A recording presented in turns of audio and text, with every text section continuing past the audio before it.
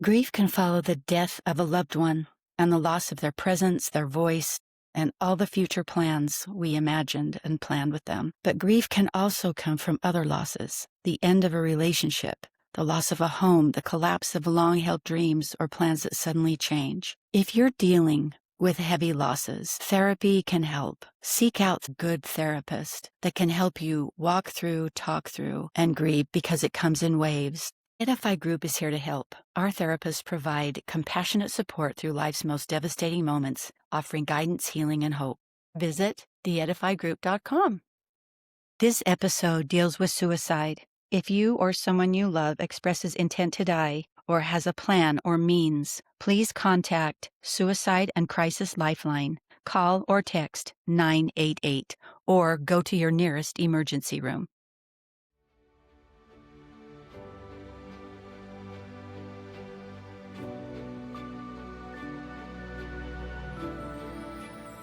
This is Hungry for Healing.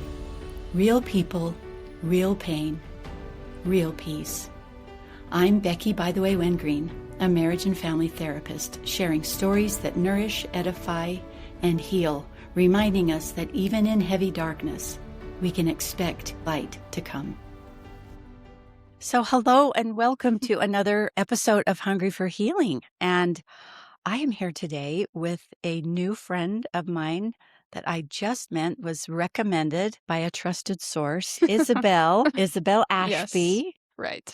And I don't even know all of your stories, so this is going to be really fun for me to hear it at the same time as everybody else. So just tell us a little about yourself to begin with. Well, yeah, Isabelle Ashby. I'm a cosmetologist and wedding photographer. So being in Utah, I'm very busy. And I grew up in Richfield, Utah, so central. Okay, yeah. I'm the youngest of 5, so I have 4 older brothers. Yeah, graduated high school in 2020, served a mission, and then moved to northern Utah, and here I am. Okay, Yeah. awesome. Well, this Hungry for Healing has been so fun because, I've been very open to how did you get through something, but it's just it seems like we always take a turn to the same thing. We have common themes that keep coming because I think healing does come that way. But I do like to just hear people's story in kind of in the way that they realized or in the way that it happened to them. Yeah. So take us through it. Where do you want to start? Well, I guess from the very beginning. I feel like some people have trauma that starts when they're like 16 or trauma that starts when they're older, but I feel like I was kind of just born into it. So I'll start from the beginning, but it's unfortunate because I don't remember a ton of my childhood. I've blocked out a lot of it out. So I don't remember much before I was about 13. Okay. Yeah. Yeah. And I'm definitely working on that. But yeah. So, I remember from a very young age, it's funny because like what you grow up in is typically you're used to. It's like your norm. Yeah. So growing up, I was used to being pitted against my parents. And that was very normal. By the other parent. By the other parent. Yeah. Okay. So my earliest memory, which is, I feel like a traumatic memory, but it's from as early as I can possibly remember, is my dad actually telling me when I was 4 years old that when he passed away, I would never see him again. There was no afterlife. And the church that we were attending, the LDS church, he was saying, Mom is lying to you. It's not actually real. Like, she's lying. Once I die, you're never going to see me again. They're all lying to you at church. So that was like that's the earliest memory I have, is being told that my religion is not true. And you were 4. I was 4. Yeah. So at 4 years old, it's like, is dad lying to me or is mom lying to me? Like, they're not on the same page. Wow. Yeah. And so you were 4. Yeah. And so it created this like line where it was like, okay, either mom is right or dad is right and the other is wrong. Like, they're not together. They're not unified, So it's like, if I listen to the one, I can't listen to the other. So it was just very much like, who do I trust? Where do I go?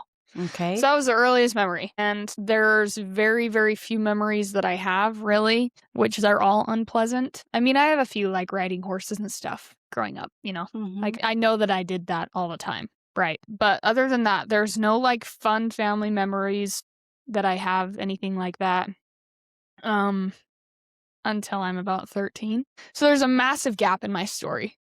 where I'm just like, I don't know what happened. Like, I know it was bad enough that I blocked it out. So once I got into like my teens and stuff, my parents had obviously, they were divorced. They got divorced when I was 6. That's one of my memories is me sitting in the living room and I remember them telling me like, hey, we're going to get divorced. They pulled us all in and I was 6. So I didn't really understand too well of what was going on. And then I think my dad remarried when I was about 10 or 11. He remarried his high school sweetheart and she had 3 sons. And they became my stepbrothers. Loved them. So at this point, I have 7 brothers, and I'm like, this life is great.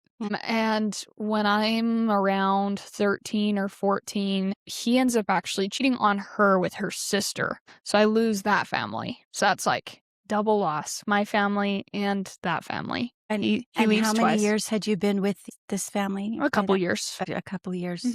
Long enough to know I was like, these are my brothers. Yeah. So, yeah, that was frustrating that I was like, okay, he abandoned my family once and now he's doing it again by cheating on her with her sister. So that was really frustrating. And so there was just lots of hatred for my dad, but also my relationship with my mother was so downhill. It was really bad. It was really, really hard. And I don't know why it was so unpleasant. Like, there really wasn't anything crazy that happened aside from like things that parents do that I think a lot of parents probably do nowadays, but it was traumatizing for me as a little girl, like getting a text message of like, come here and bring me your phone right now. And it was like, I'm not doing anything wrong. Like, why do you need my phone? And but it was like, you don't trust me. Like, I'm terrified to do anything. Like, I remember there was one time like I had Snapchat at 15 and she found it and she took my phone to the police station. And I was like traumatizing. I was like, oh my gosh, like I didn't do anything wrong. Why do I feel like I've done something wrong? Like I literally didn't do anything. So would you say that you just didn't know what to expect? Yeah, it was just like, what's going to happen next? Like I'm always on my toes. Yeah. I don't feel grounded with my mother.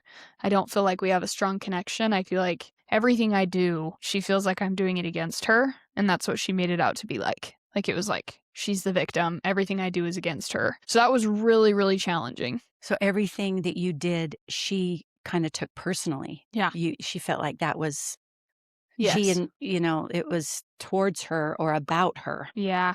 Yeah, which that was really challenging as a child. I mean, we didn't have a mother-daughter relationship because as a young girl, it was like, I remember she would come to me and ask me for advice. And I'm like, I'm 8. I don't know how to help you. I don't know how to tell you how to live your life because I'm still trying to figure out how to live mine.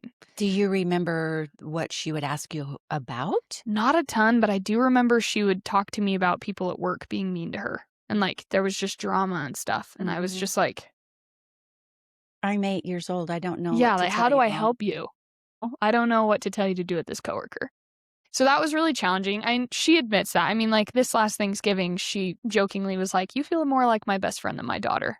And I sat there and I'm like, I feel like somebody just hugged my inner child hearing you say that because I finally feel validated that like, oh, she finally recognizes that she has put me in a space of being her friend instead of her daughter. So that was very validating. It's still sad, but yeah, like I call her by her first name. I don't call her mom unless I'm speaking like this.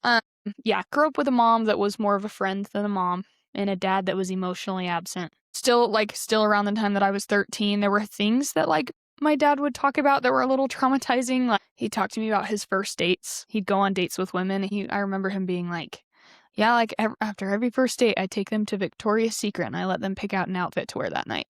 And I'm just like, I'm 13. Like, this is crazy. I don't want to know about this. Like, this is wild. So there were things like that he would say. And he was definitely like major alcoholic, addicted to pornography and all that stuff. And like, I knew all of that at that young age, but it was like, How did you know?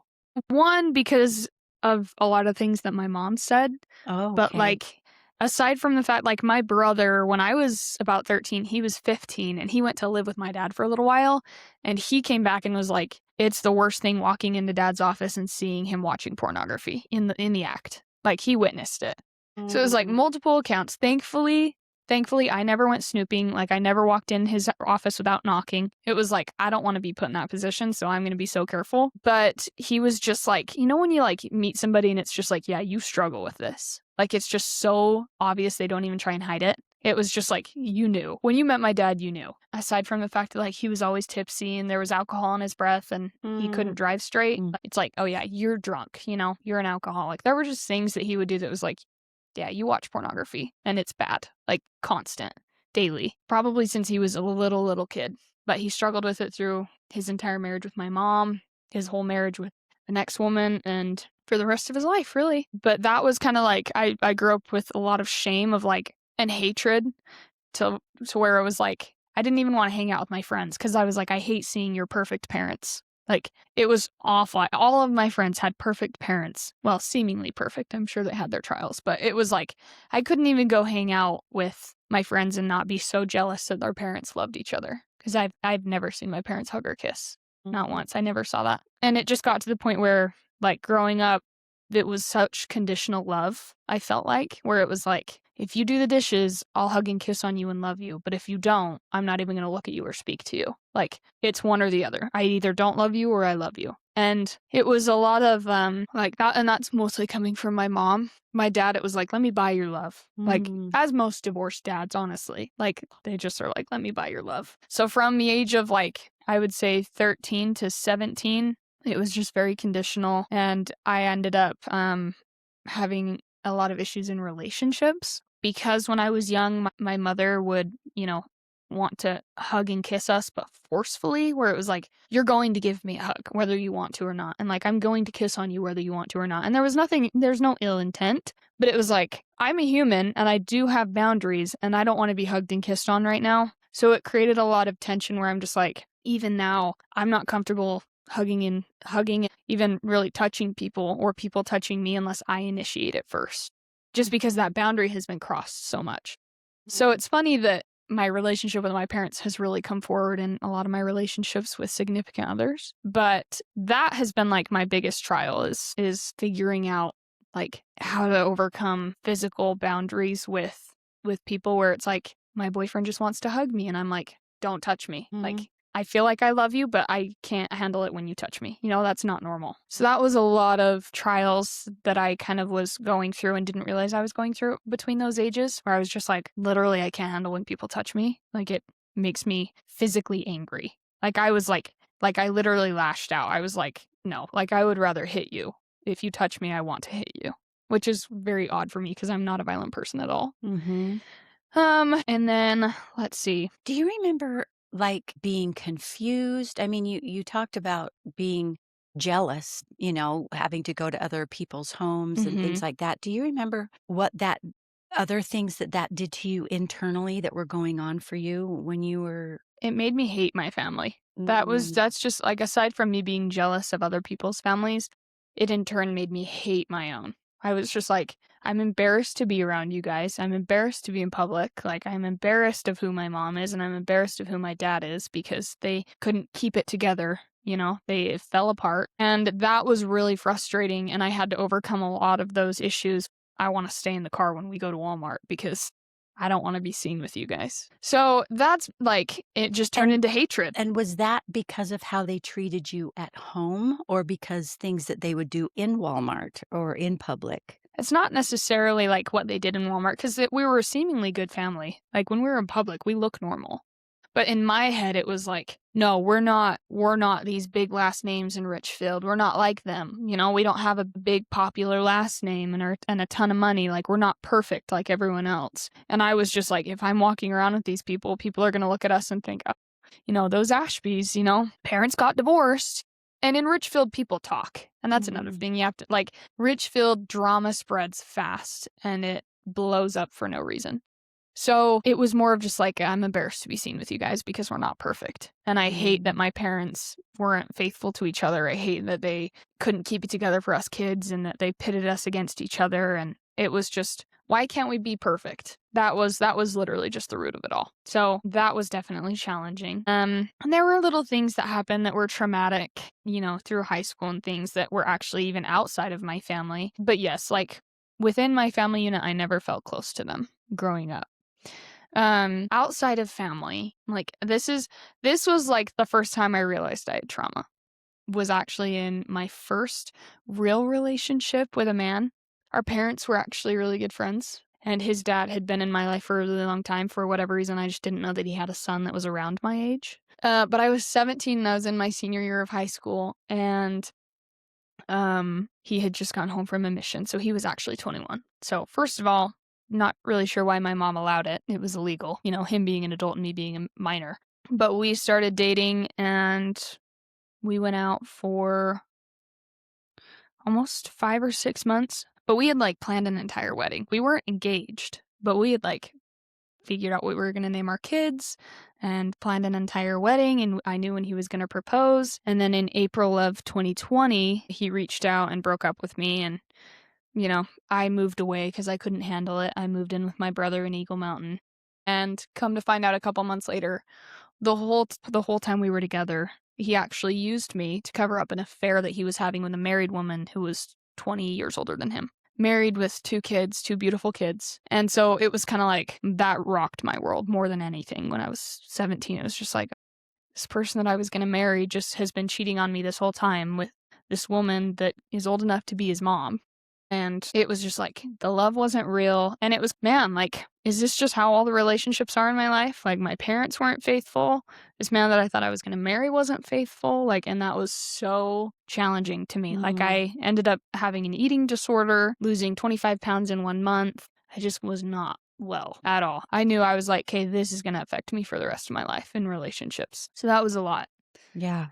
And then, years go by. I still have a really hard relationship with my mom. Invites me to Thanksgivings, things like that, where it's just like, what is going on? She uninvited you to Thanksgiving? Yes. Yeah. There was one year she uninvited me to Thanksgiving because I was visiting my dad, and she was not okay with that. So that's another thing to bring up is, they had a really hard time that we had relationships with each other. So I'd come home from my dad's and she would be like, tell me how awful it was. Wasn't it just terrible? Like all this stuff. And it was just, he would do the same thing. I couldn't have a relationship. So it was almost like other. she wanted you to validate her idea of who your dad was. Yes. Yes. Yeah. And he wanted to do the same. He wanted the same and he thing. wanted the same thing. Yes. Yeah.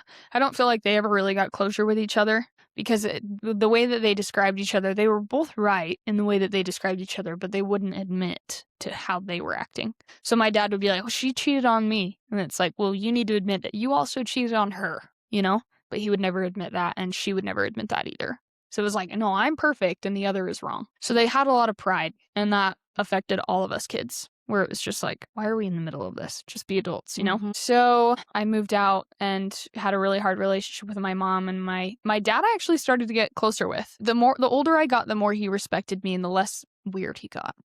So I ended up deciding I didn't want to be around my family because my brothers, there were things being said, well, your brother is saying this about you and he doesn't like you, and this was all coming from my mom. She would be like, well, he doesn't like you and he says this about you and blah, blah, blah.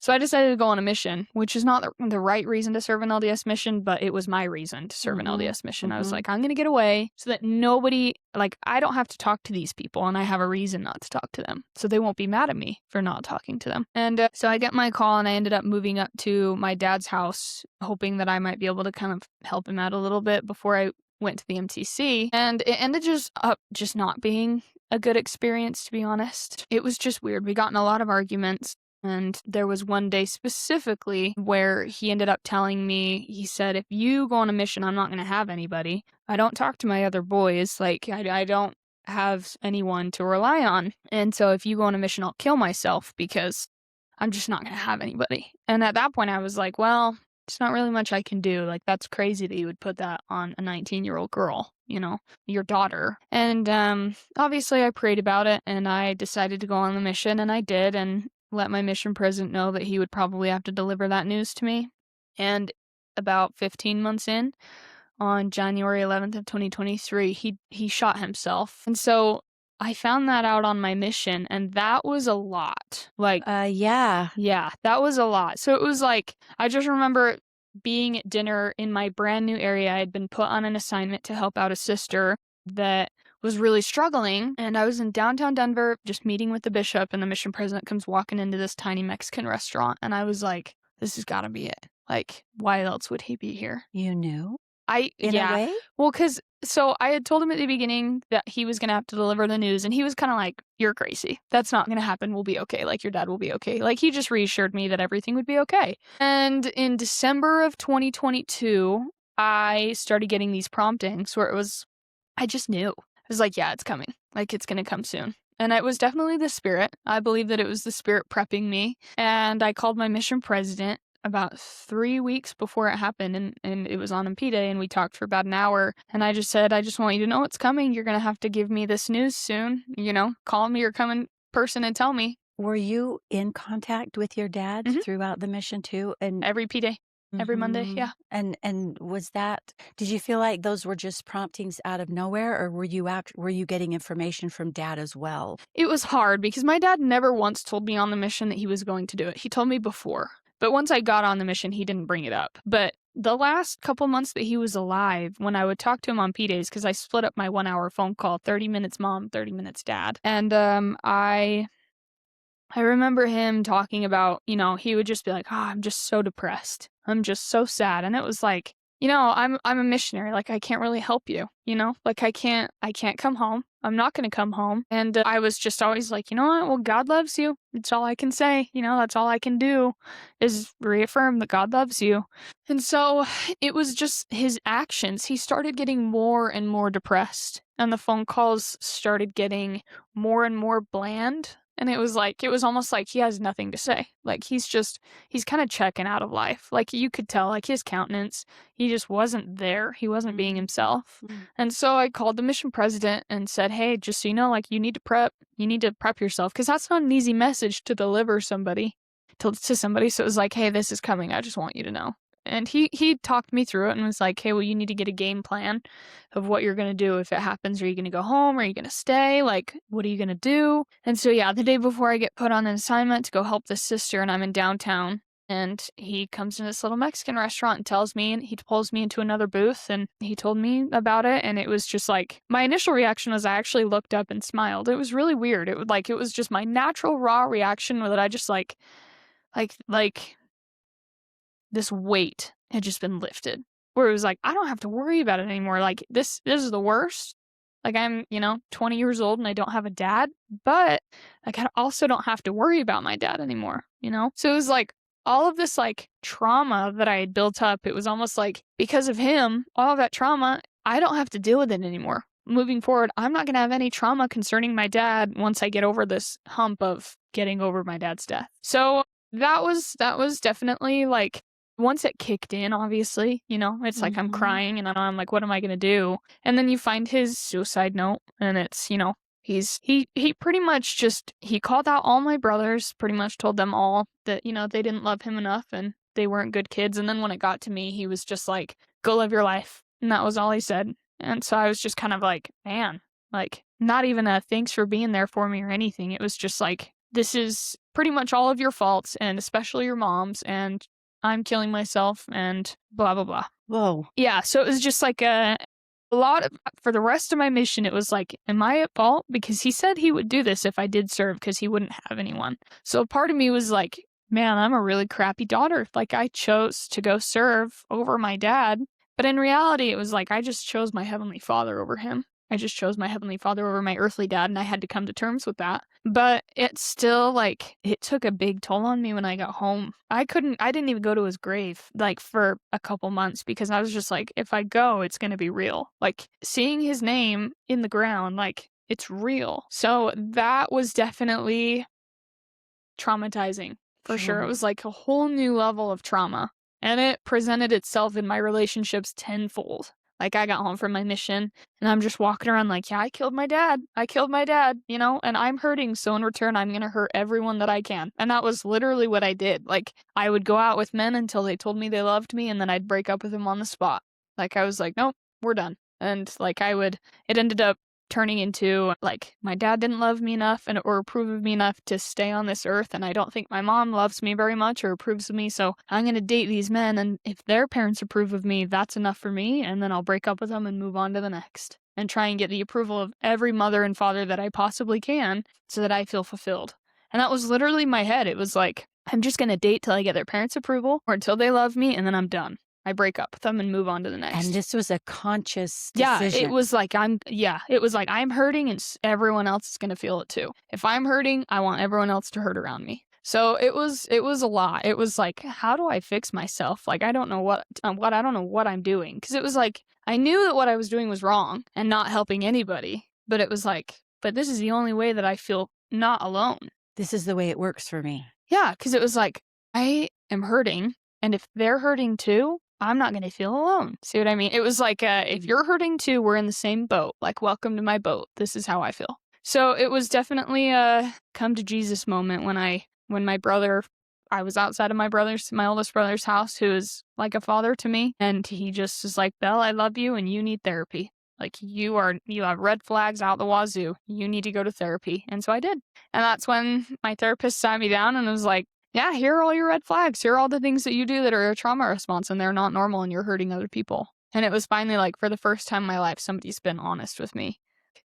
Finally. And that was something That was my turning point. Yeah, that was something you could swallow. Yeah. Isn't it interesting how even though it's not something you want to hear or you want to admit, when the truth hits you, you know it. Yeah. Your body, it knows. Yeah. It sounds like that's what happened to you. Yeah. And there's almost like a time where not only your body knows, but your body's in a place to accept it. Because it got to the point where it's like, you can only hurt so many people before you feel like a POS, you know, where it's like, I'm done doing this. Like, I'm sick of doing this. So it was kind of like, it's insatiable. Yeah. You think that it's going to have some kind of payoff. Like you said, if you're hurting, I'm hurting. If we're all hurting, we're good. But it's a bottomless pit. Yeah. That it doesn't ever. It just gets progressively worse. Yeah, wow. And brother said to you, do this. And you did. Mm-hmm. Yeah. Well, and it was more of like that's a whole other trauma response where it was like, whatever he says, I'm going to do, because emotional incest took place in my household where it was like, my brother is my father. I am not my mom's daughter. I'm her best friend. So it was like these like emotional, whatever he says, I do. And like with everything that I do, I'm like, I need his approval. I need him to, like, I need to call him. I need to ask him if it's okay if I do this. And thankfully I've gotten away from that, especially now that he's had his own kids. It's like, no, he's a dad. He's their dad. He's not my dad. He's my brother. But your upbringing said differently. Yes. Yeah. So he had to have established that role in your mind or in the patterns of your family somewhere. Mm-hmm. And then that continued and you used him as that figure. Yeah. Well, because it was more of like I think it was more of like my mom was like, you know, you need to step up and be the man of the house now that your dad's gone. And it in his mind, it was like, okay, you know, like, I guess I have to do this. And my mom put all of the pressure of a father on him. And it just became, I mean, he was 16. You're so impressionable at 16.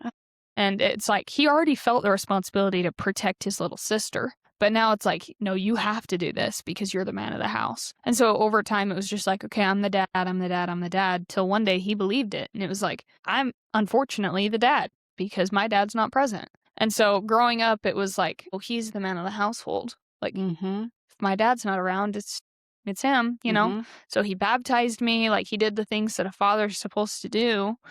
And that was just like, it took me a lot to get over he's not your dad. You don't have to go to him for approval. You don't need to go to him for anything like that. Like, he's just your brother. Let him be your brother, you know? Have a normal relationship with him.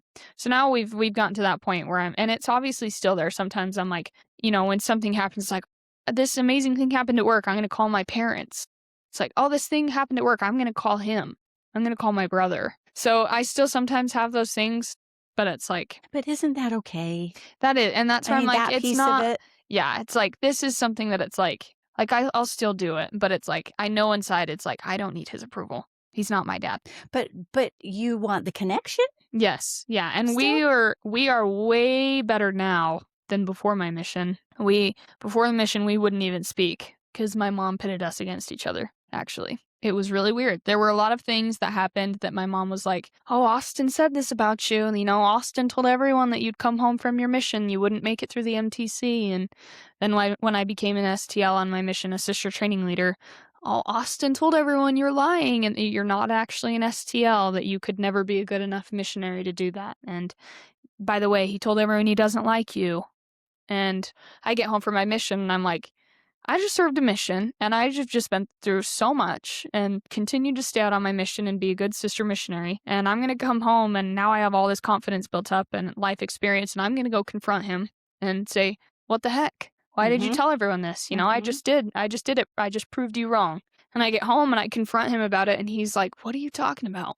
I never said any of that. Like, mom told me you didn't like me. So it was just like this ended up being all these lies that Oh, were told to ouch. us so that like I really didn't speak to him a ton once I was a teenager. And that was hard because it was like I just was being fed all of these lies.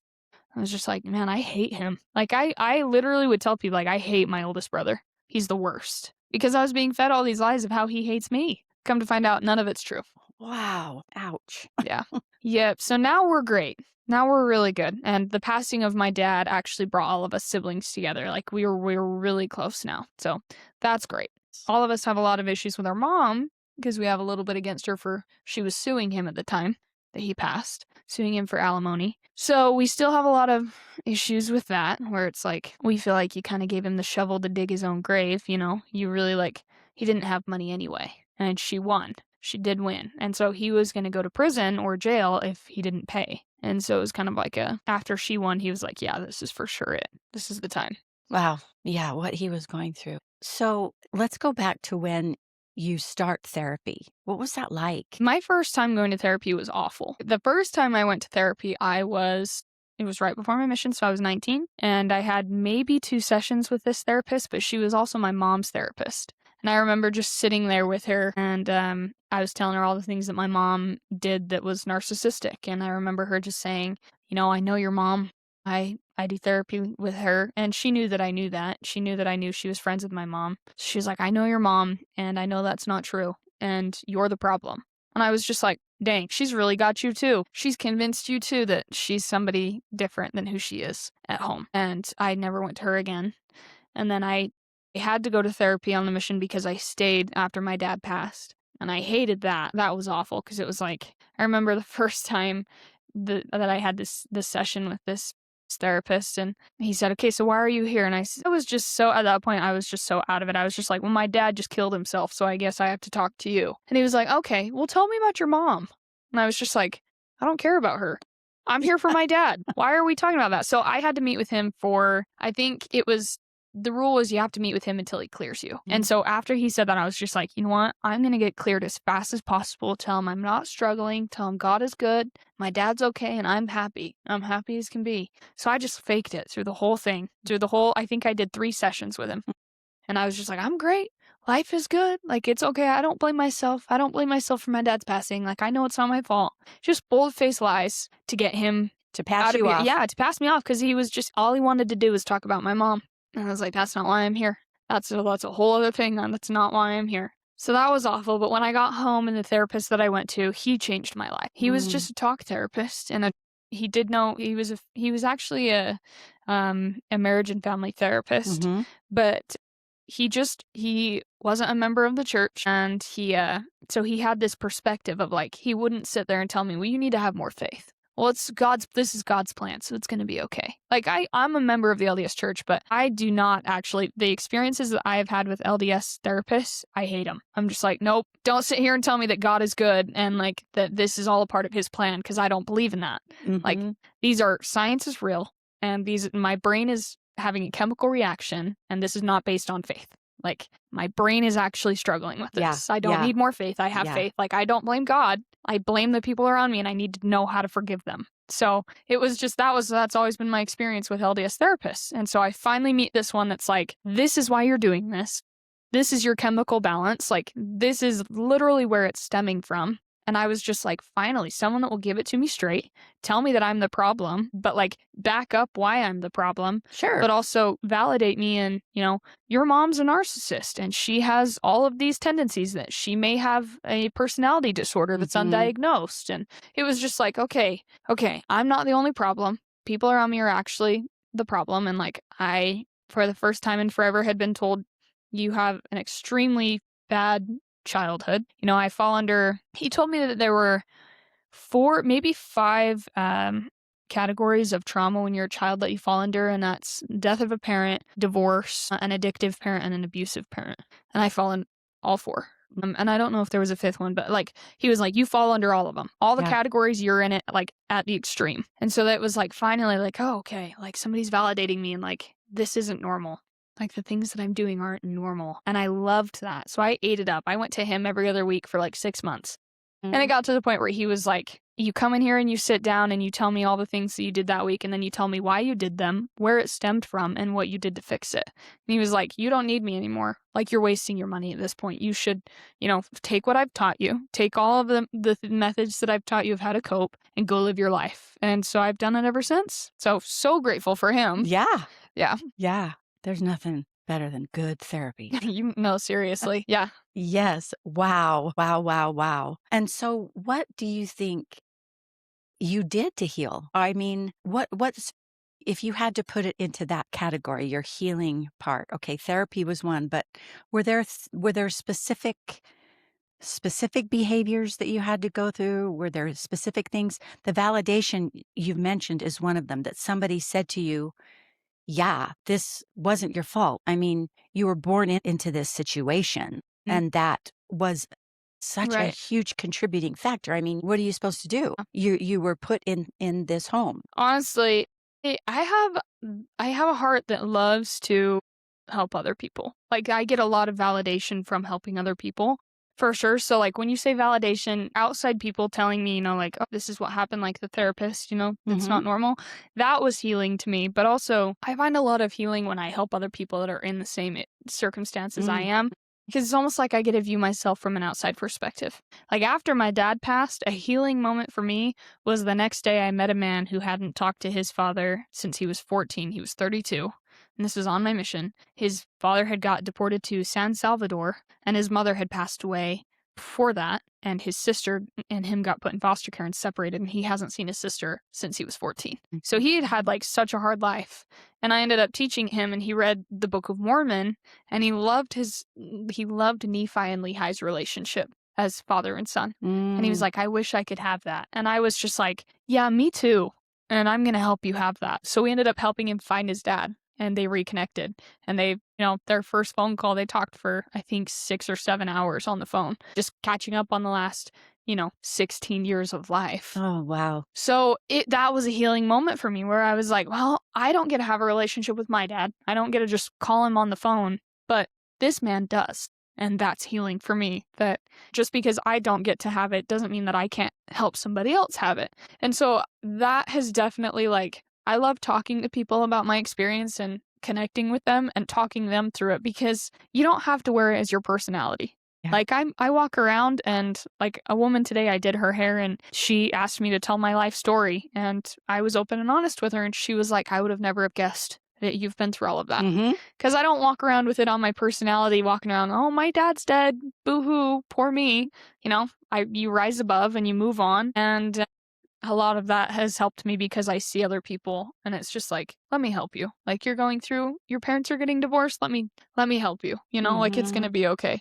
And it's more of like when you're helping somebody, you're not like, yeah, that really is hard, it's going to get a lot worse. When I'm talking to a 17-year-old girl that is telling me about her parents getting divorced and I'm doing her hair, it's like, hey, you know what? It's going to be okay, and you're going to be really tough for this. And I tell her all the good things that are going to come out of it. And it's like, then I step back and I'm like, okay, I feel like I just told that to my inner child. Like, all of that I just told her is actually everything that I needed to hear myself. So it's weird, because it's like, I don't know what category to put that under, where it's like helping others and serving them in that way, where it just turns around and validating myself. Yeah. You know what I mean? Your experiences, right, can Mhm. teach others. You've been there. It's like shining the light ahead on the path. Look, Mhm. I've been down this path. Yep. I know it well. Let me shine the light ahead. Or maybe I can't shine the light, but I can tell you what to expect.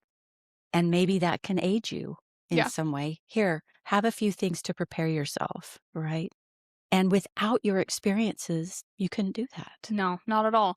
That's the biggest thing that I tell people, is I wouldn't change a thing about my past, because it's made me who I am today. I'll never be that person that is down in the slumps, Call it a Cinderella story. Like, I'm going to rise up, and I'm going to be better than my parents, and I'm not going to create a life where I'm just dwelling in that misery. Like, I'm not going to do that to myself. I'm not going to be the one to cause trauma on myself.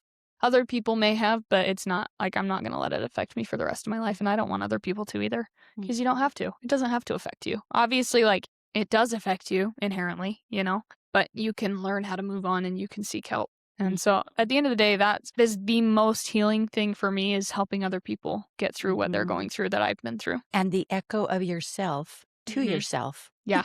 It's like, man, if I could just grab my 13-year-old self and shake her shoulders and just tell her everything that I tell people now, it's like, man, I wish I could do that. But it's just healing for me. Like I said, it's like I hug my inner child every time I help somebody else. Love that. That is so beautiful and very, very healing.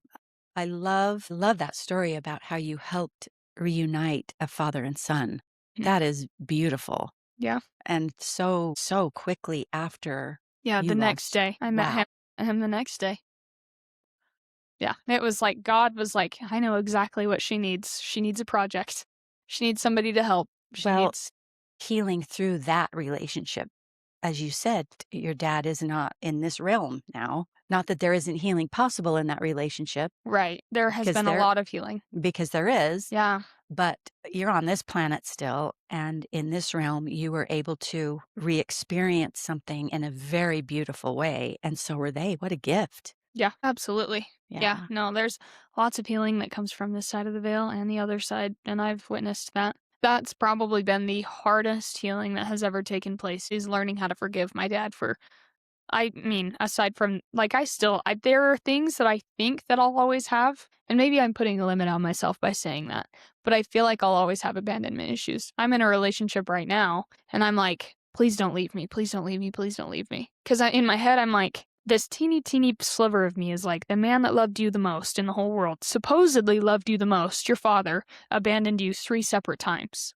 You know, first marriage, second marriage, and committing suicide. Like if he could abandon you that many times, you know, why couldn't my boyfriend abandon me? Mhm. But it's like it's hard because I'm projecting, but there are just things that I Mhm. feel like I will always have a little sliver of doubt where it's like if my dad left me, you can leave me. You know? Like Mhm. why couldn't you leave me at any time? Mhm. So there's always this like I can't fully trust because of experiences with my dad, which I recognize that. Like I'm very aware that I'm like that. So in those moments where it's like ooh, we got in an argument today. Like, is he going to leave me? It's like, okay, don't jump to that conclusion. You know, Mhm. why are you jumping to the worst possible conclusion? So that is hard, But you know why. but I know why. And that's the biggest thing that I'm like, Mhm. that's the thing that the therapist who helped me the most helped me realize is like, I can tell you all of my red flags. I can tell you every single one and where they stem from. And especially when I do things currently, I'll know exactly why I did it and I'll know if it's bad or good. It's not like I Mhm. do things willy nilly and I don't realize what I'm doing. So that is great. I'm very self aware because of my therapist, which is Mhm. amazing. So grateful for. That was the hardest part is figuring out how to forgive my dad for abandoning me 3 separate times. And like Mhm. it took a lot of uncomfortable healing in the sense of Mhm. like pretend I'm your dad and you get to speak to me. Like my therapist was like, pretend I'm your dad, say whatever you want. And I'm like, I hate you. You're the worst. I absolutely hate you. But it's like, but you're not my dad. You're some random dude that I'm talking to, you know? And so it's But like, this is so uncomfortable, but this is healing. yes, because it gave you play. It gave you a place to Yeah. express those things. Yes. And that is an intervention that we as therapists do, Yeah. So uncomfortable, but it's just so healing. yeah, just let's do this. Yeah. There's so many of those great interventions that help you tap in Yeah. to what's going on, Hmm. you know, and give you a space and a Yeah. voice to Yeah. express exactly with all kinds of safety and all kinds of latitude. You can Yeah. say whatever you want because it's just you. It's real. It Yeah. needs a voice. Yes. Yeah.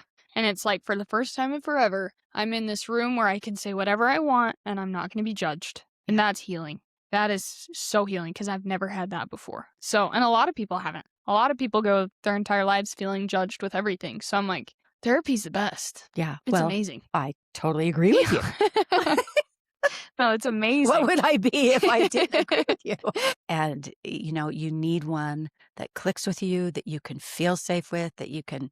And Yep. if you can't bring your honest, authentic experiences into therapy, it's just not going to work. It's just not going to work because it's not real. And I say it a lot. Reality in therapy is your best friend, but it's getting to the reality that is sometimes hard because of all the mechanisms that we use to deny reality or deflect it or not take accountability, right? But once we're grounded in the truth, then we have something to do. We have something to Exactly. work towards. It sounds like that's what he helped you do. Oh, yeah. And it's changed beautiful. my life. Yep. No, I'm It's so grateful for wonderful. it. Yeah, wonderful. Were there things that you needed to do other than the therapy thing to forgive your dad? I mean, is that still an ongoing thing? Occasionally. I think sometimes it depends on the time of month. Just like where I'm just in my feels and I'm like, man, I could really use a dad right now. But that's more of like I've forgiven him completely. And I Mhm. think that the therapist really, I remember him asking me, once your dad got to the next life, do you think that he looked back and he would do it again? Or do you think he felt bad and regretted his decision completely? And I remember being like, huh, that's a really good question. Like, I never thought about that. And as I thought about it in that session, it was like, I think he's probably looking down at me like, like what have I done? Like I just left her down there without a dad. Like what have I just done, you know?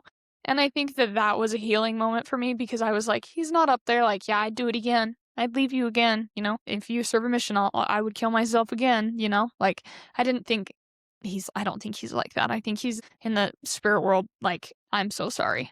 Like I regret it. You know, if I could go back, I wouldn't do it and I would stick out life with you for the rest of your time. And that was very, very healing, knowing that, like, he's in the next life. He's doing okay. And I know that he loves me. And I know that now that all of those mental issues that he had and, like, addictions that he had are gone, I know that he is fully himself now. And he recognizes that what he did was not okay.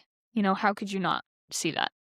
I'm sure that you have thought of this before, is that alcoholism is a disease. Yep. There's a reason people drink, Yeah. and he had to have been in a very, very awful place himself. Right. So much pain, so much torment Yeah. himself. Yep. Not that that's a great choice, right? But without that compassion, we don't know, his level of pain, Yeah. obviously. And wow, but those questions your therapist asked you, boy, those did take you into a whole nother perspective, and because it sounds like he loved you as much as he knew how, Yeah. He did the best with the tools he was given, for sure. even though it wasn't ideal. Yeah. And a lot of us just do the best we know how, and sometimes it doesn't feel loving at all. Yeah. No, and that is like it took a lot for me to get to a place where it was like my parents are still human. Like they're still learning. They're just like me trying to figure out life. And like now that I've learned how to set boundaries because of that therapist, he Mhm, literally was like, "Hey, pretend I'm your mom. What are you going to say? How are you going to set a boundary?" And mhm, well, if I come back at you and say this, what are you going to say? And cuz my mom, she was raised a certain way and she does the best with the tools that she was given. But like I remember when I got off my mission, the week I came home, I was on FaceTime with her and I said, I'm setting a boundary right now. You do not speak to me about my father because you hated him your whole life. I will not have you speak to me about my father. Like, that's just my boundary because all she has to say is bad things. So I was like, you're mhm, not going to do that. I miss him. I love him. I'm mhm, tender about this. Don't speak to me about it. And when I got home, I remember working with a Greenbroke horse that she had bought while I was out. So I was outside working with him, just with groundwork, and she messaged me and said, "Oh, you need to do this and you need to do that." And I responded and I said, "Please let me do my work. Like, leave me alone. Like, I'm working with a horse. You're buzzing. My phone is in my back pocket. It's buzzing out of control. I need to focus. Leave me alone with this horse." And because I was raised with horses, I've been riding horses since I was 4. And so I said that and she was really offended, you know, took it as she's the victim and I'm being rude by telling her to please leave me alone while I work. And she actually ended up messaging her friend and just bagging on me and my dad. mm, Like just talking crap on me, and for whatever reason my dad got brought into it. And she sent it, but she didn't realize that she sent it to me, not her friend. So I got the text of her bagging on me and my dad instead of her friend. And I went inside and I ripped her a new one. I was just like, I haven't even been home for a week. And I get this message of you talking crap on me and my dad. Like, he just killed himself. And you're already talking crap. Like, I was so frustrated. And she ended up, like, she was like, you know what? You're going to get in my truck and we're going to go for a drive. And so, anyway, after a struggle, she gets me in her truck. And, she proceeds to drive around town for like an hour and a half, just telling me how crappy of a daughter I am, how I'm the worst, and how my dad is the worst, and all of the things that he did to her mentally, sexually, like just talking about all these things about how my dad was the worst man and worst father. And so she stomps on boundaries. And I actually remember saying, Mom, my boundary with you is that you are not to talk to me about my father. And her exact words are, that's your boundary with me, not my boundary with you. And I was just like, okay, I literally can't create boundaries with this woman. Like, I can't have a boundary with her. And my therapist was like, that's crazy. That's not okay. And so he helped me create boundaries with her. And since then, there have obviously been times where it was like, okay, Mom, like, I'm not going to talk to you until I'm ready to talk to you. And I'll go a few weeks without talking to her because it's like, you need to learn that I'm an adult and I can step away from you just as easy. Like, I will leave. I don't need you. And so now, because of those boundaries, our relationship is probably the best it's been since I was a kid. Like, since I was probably ever in my entire life, I've never had a better relationship with her because she finally sees that I'm an adult and I have boundaries, and she doesn't cross those boundaries anymore because she understands that there will be repercussion if she does. Yeah. And that's the key. Mhm. Because if you don't have something that happens after the boundary has been crossed, there's no There's reason no to point. respect it. There's no boundary. That's right. That it isn't a boundary. No. And so many misunderstand boundaries. Your mom isn't the only one. They misunderstand them as as control of them. And it's like, no, I am creating safety for me. And that's what you were doing. I'm creating safety for myself. And Yes. that is what a boundary does, is it creates safety for me so that the relationship can continue just as you so beautifully described. Now the relationship can continue because there's boundaries.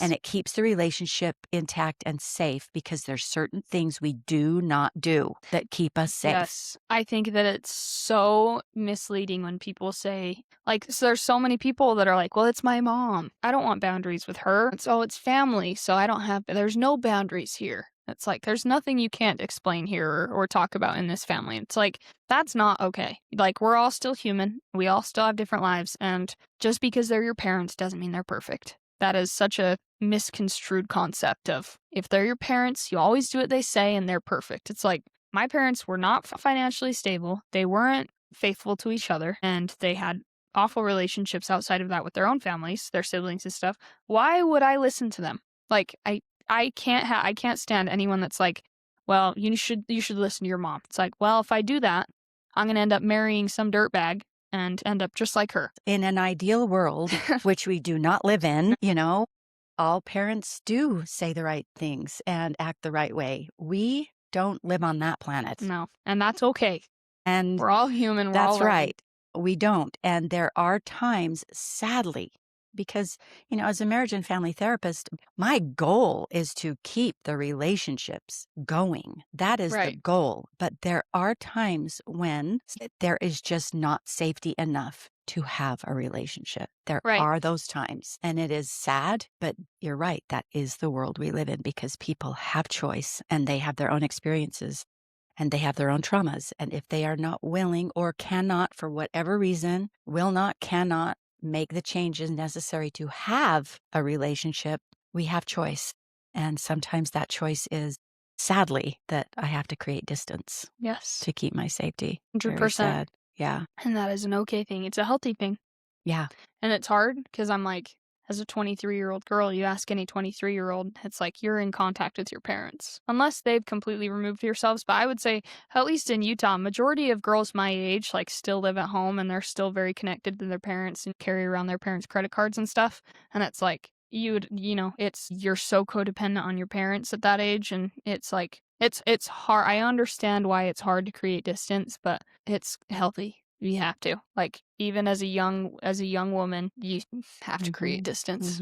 Well, it sounds like you have a very independent spirit. Yes, definitely just because of how I was raised, right? Mhm. I never saw my mom. She had, multiple jobs and was going back to school after the divorce so that she could keep us all afloat. So I really didn't see her very often. My brothers were kind of the brothers that were like, no, you're a girl, don't play with us. So I had to be independent. There was one summer that I came home from school every single day and went and saddled my mom's horse, who was way too big for me to even saddle, but somehow managed to get a saddle on him. And I rode him by myself up in the hills every single day that entire summer. It was just like, I don't have anyone to play with, My mom doesn't really let me play with anyone else because she doesn't trust anyone because she, her job, it was working with children, and she saw all sorts of children come in that have been abused with, like their neighbors or their uncles or their fathers. And it was like, my mom was like, no, my daughter will not hang out with anybody. Like, I'm keeping her safe. So it was just like I have my horse, you know? So growing up, it was very much so like, I don't need anybody. That was just how my brain, it was like, I shut people out. That's how I cope, is I shut everyone out. And it's like, all I need is me. And I can cope with myself. I don't need anyone, which is to an extent okay, but I don't feel like it's necessarily healthy. Right. Yeah, my coping method is to shut down and shut everyone out. But that's just what I knew as a little girl. So growing in return, now I'm extremely independent. Yeah. It's hard for me to let people in. Yeah. Well, yes, because that didn't serve you as a No, child. it never helped. It never worked. That In wasn't fact, a it good caused more idea. pain. Yes. Right. So understandable. And aren't animals the best? Yes, horses are my go-to. I mean, They're the best. animals can do so much healing. Yes, no, Wonderful. they can. They did. They always did. Yeah. Never let me down. Well, what a great experience to hear this. And what are your plans for the future? Oh man, get out of Utah, move to a small town in Idaho, and just have 100 acres. No one around other than me and my husband, and I want 5 kids, lots of horses, pigs, cows. Yeah, just creating a better life than I ever had. Awesome. Beautiful. Thank you so much for being here. Thanks for having me on. Thank you for your story and your honesty and your experiences that can help other people. Love it. Thank you so much. Well, thank you again for having me. So let's sum up Belle's story with 10 takeaway thought pockets. Number 1, born into it. Parents, here is an indisputable fact. Your child is part mom and part dad. You can say it's half and half, but it took 2 people to create this person. So when a child is forced to choose sides, either mom is right or dad is right, it creates chronic hypervigilance. The nervous system stays on alert. Who do I trust? Who do I betray? Who do I get to love me? Because if mom hates dad, then I can't be like dad. And if dad hates mom, well, then I lose dad if I'm like mom. This erodes internal security and later shows up as anxiety, relational distrust, and black and white thinking. So this is also called triangulation. When someone pulls in a third person when 2 people are having a conflict. In this case, mom and dad pulled in child and tried to convince her that they were right, creating the triangle. So we name it. That was triangulation. Both parents were flawed. A child can say, I don't have to choose one to validate the other. Later in therapy, this takes working on integration instead of loyalty. If you were raised in divided loyalty, your difficulty trusting others isn't a character flaw, it's a survival adaptation. Integration heals what division has created. Number 2, emotional parentification and emotional incest. Belle refers to her childhood. What she's describing fits a dynamic called emotional incest, also clinically known as covert incest. Emotional incest is not sexual abuse. This is when a parent uses a child to meet emotional needs that should be met by another adult partner. The child becomes the confidant, the comforter, the favorite, the stabilizer, the one who hears out marital problems, adult fears. The parent can express loneliness, betrayal, or even sexuality or financial stresses. The child isn't abused physically, they are elevated emotionally into a role they were never meant to hold. This creates emotional parentification. The child learns, my job is to regulate you. My feelings are secondary. My value comes from being needed. Over time, this often produces high empathy and hyperattunement, overfunctioning in relationships, difficulty receiving care, guilt when setting boundaries, and an attraction to emotionally immature partners. It can look like maturity, it can even feel like closeness, but it is a reversal of roles, and the nervous system carries that burden long after childhood ends. So what do we do about that? Well, we name it without minimizing it. I was put in an adult emotional role. The child can grieve the childhood they never got. They can also practice allowing others to support without having to earn it. Notice where you still equate love with responsibility. A child is not meant to be someone's emotional spouse. A child is meant to be someone's child. Number 3, trauma responses or personality quirks. Our experiences as children can create adaptive protections that follow us into adult relationships. This can look like pushing people away after they say "I love you," seeking parental approval through dating, or lashing out when touched. These aren't personality quirks, they're protective adaptations. Belle is learning and becoming more and more aware that she is protecting herself, and she can ask herself, am I protecting myself right now? She can trace behavior back to its origin and then replace reaction with conscious choice. If you can name the origin, you can change the pattern. Self-awareness reduces shame and increases agency. This awareness and response pattern can be a lifelong journey after developmental trauma and conditioning. Number 4, good therapy feels both confronting and safe. Healing requires truth, but truth only lands when the nervous system feels safe enough to receive it. Belle's turning point came when someone both validated her trauma and held her accountable. If therapy feels shaming, try another therapist. If therapy never challenged you, how can you grow deeper? Seek clinicians who balance compassion and reality. Validation without accountability breeds entitlement and stagnation. Accountability without validation breeds shame. Healing requires both validation and accountability. Number 5, forgiveness often requires perspective expansion. In therapy, Belle was asked the question, do you think your dad would say he'd do it again? This shifted her from abandonment to compassion. Compassion doesn't excuse behavior, it just puts it in context, so we can imagine the offender in their most broken state. We can ask what pain drove the behavior, and we can separate the person from the wound. You don't forgive to erase harm, you forgive to release yourself from carrying the burden forward. Number 6, helping others can be reparative if it's conscious. When Belle helped reunite a father and a son, she experienced corrective emotional repair. Service allowed her to reparent herself. She served from a place of wholeness, not self-abandonment. And she noticed when helping felt nourishing versus compulsive. She let service echo healing inward. Sometimes we heal by becoming the steady presence we never had, just making sure you're not bleeding while you're bandaging others. Number 7, boundaries are learned, not inherited. Belle describes being forced to show affection to her mother. Consent is not something abruptly taught, just when dating begins. It's something we can cultivate in childhood. When we teach children that they can say no to hugs, and that their body belongs to them, and that affection is invited, not assumed, we are wiring in bodily autonomy long before sexuality ever enters the picture. If a child learns early that touch requires permission, they internalize a powerful truth. My body has boundaries, and my voice matters. Forced affection blurred Belle's sense of bodily autonomy. Later, physical touch triggered anger. The body remembers when consent was bypassed. That developmental foundation becomes protective in adolescence and adulthood.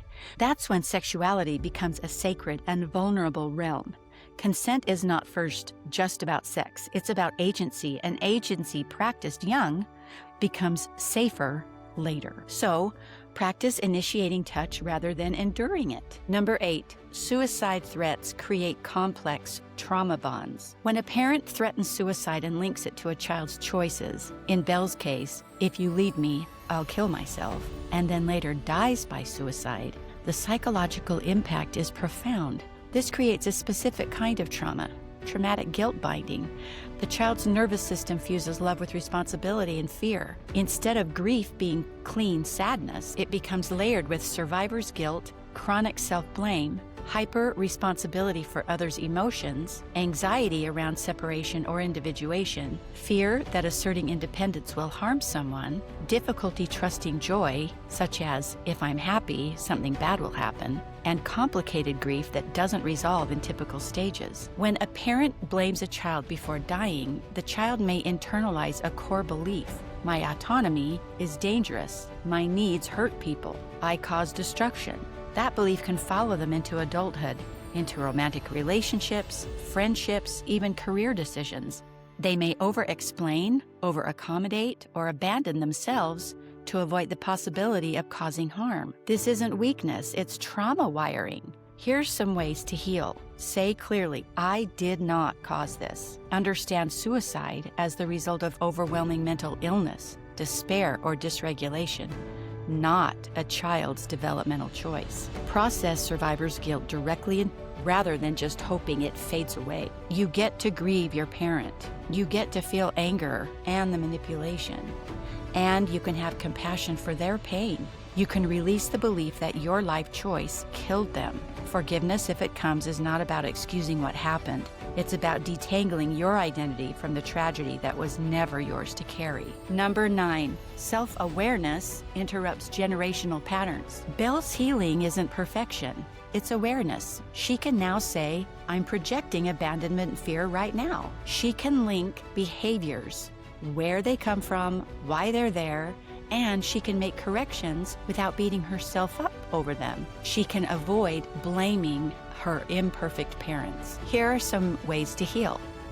Learn and label the trigger in real time. Slow down the raging thoughts, slow down the narrative, and choose behavior aligned with your present reality and your own values, not your past injury. You don't need to eliminate every trigger. You need to reflect and respond to them consciously based on the you are choosing to become. And number 10, is your trauma a trophy or is it silent strength? Belle refused to walk around as the girl whose dad died. Trauma can shape us, but it does not have to define us. How we get to heal is we get to integrate our stories instead of reperforming them. We can share them when it serves healing, not use them to victimize ourselves for attention. And we can build identity on values, not wounds. Survival is your history, healing is your direction. You are allowed to grow through your original story.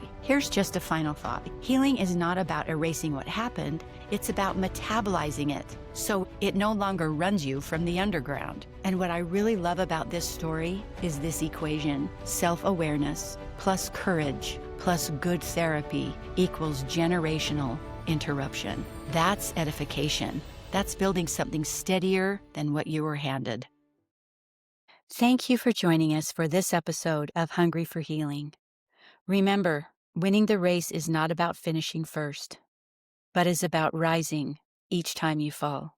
So get up, get up, get up, and win the race.